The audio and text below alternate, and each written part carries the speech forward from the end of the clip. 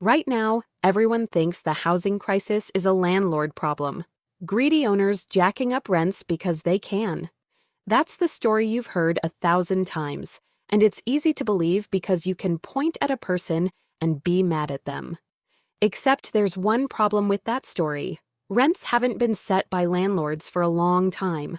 They've been set by spreadsheets, and those spreadsheets are owned by some of the biggest lenders on Wall Street. Because the real reason your rent doesn't come down isn't greed, it's debt.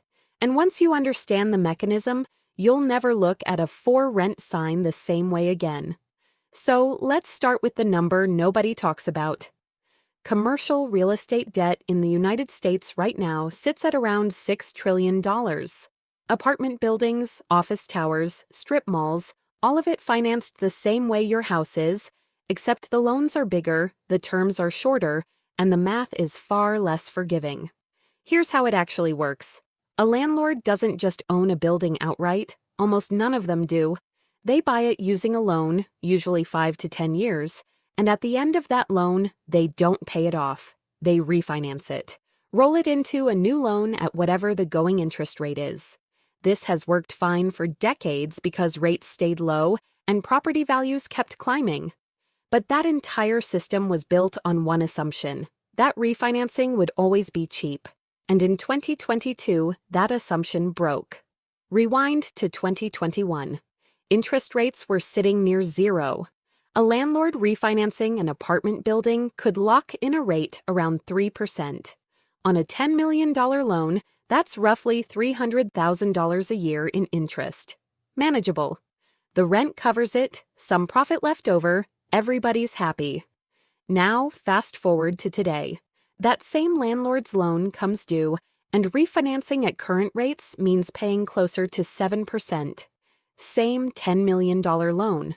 Now the interest bill is $700,000 a year. More than double overnight for owning the exact same building with the exact same tenants. So where does that extra $400,000 come from? It doesn't fall out of the sky. It has to come from somewhere, and there's only one place it can come from: rent. This is the part landlords will never say out loud in an earnings call, but the banks say it plainly in their own reports. Loan covenants, the fine print attached to these commercial mortgages, often require a minimum debt service coverage ratio. Basically, the rent collected has to stay a certain percentage above the loan payment, or the bank can call the loan, force a sale, or take over the property entirely. So, raising rent isn't a choice landlords are making out of greed. In a lot of cases, it's the only move that keeps the bank from taking the keys.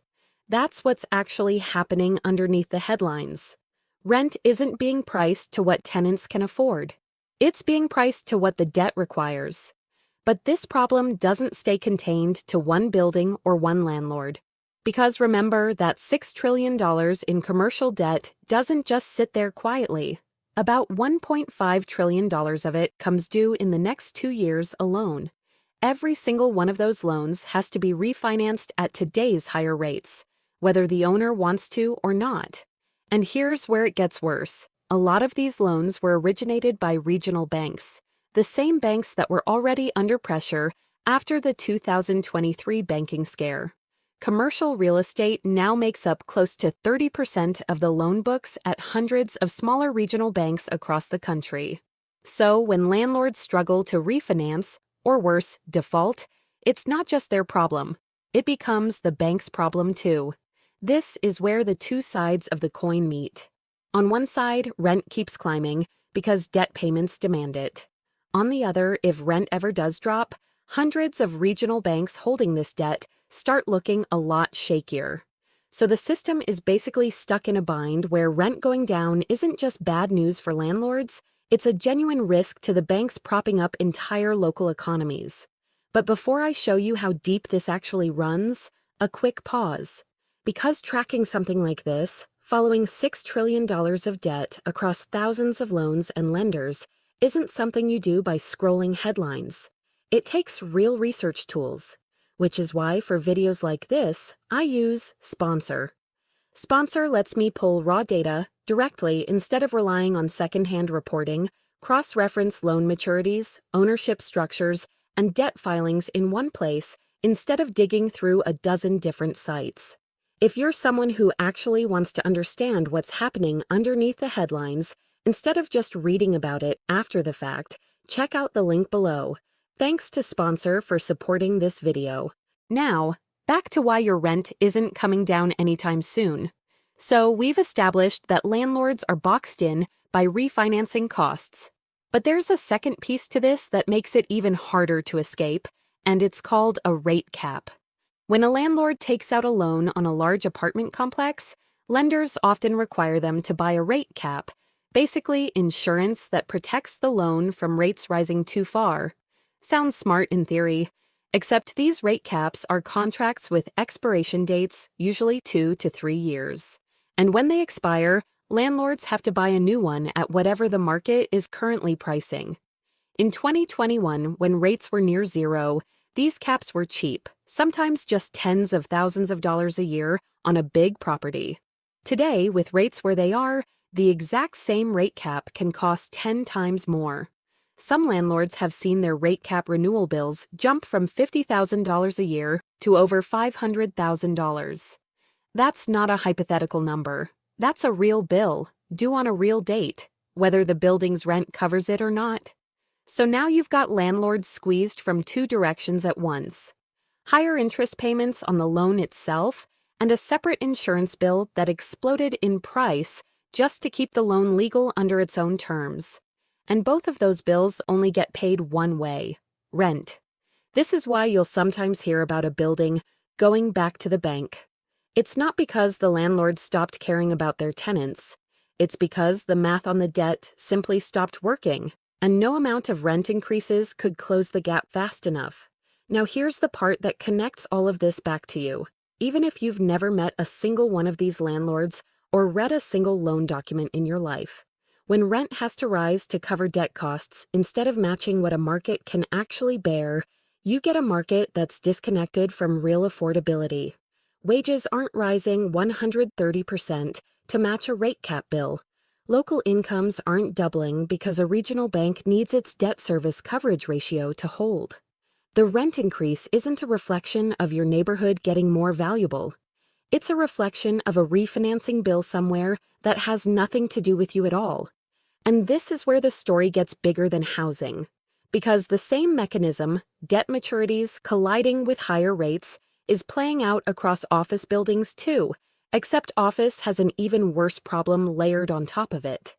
Since 2020, office vacancy across major U.S. cities has stayed elevated, some cities sitting above 20% vacancy.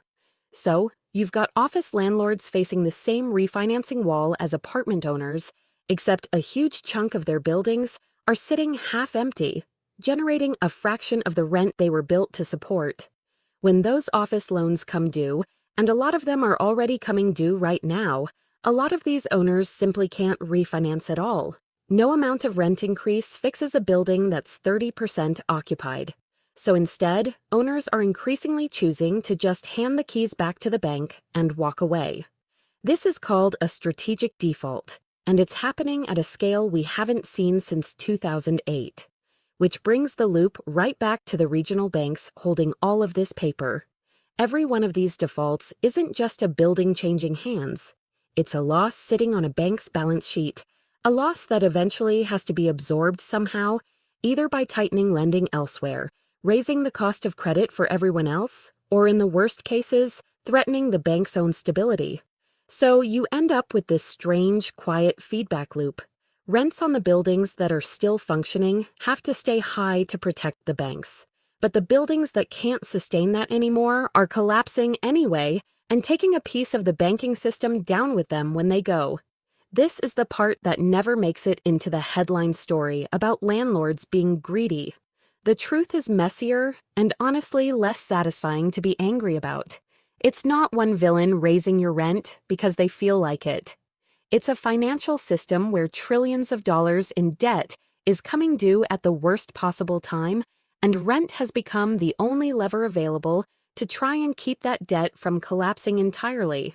So next time you see your rent go up, and there's no real reason for it, no renovation, no upgrade, Nothing that actually changed about the building itself. It's worth asking a different question. Not why is my landlord doing this to me, but what loan is coming due, and what bank is on the other end of it hoping I don't notice.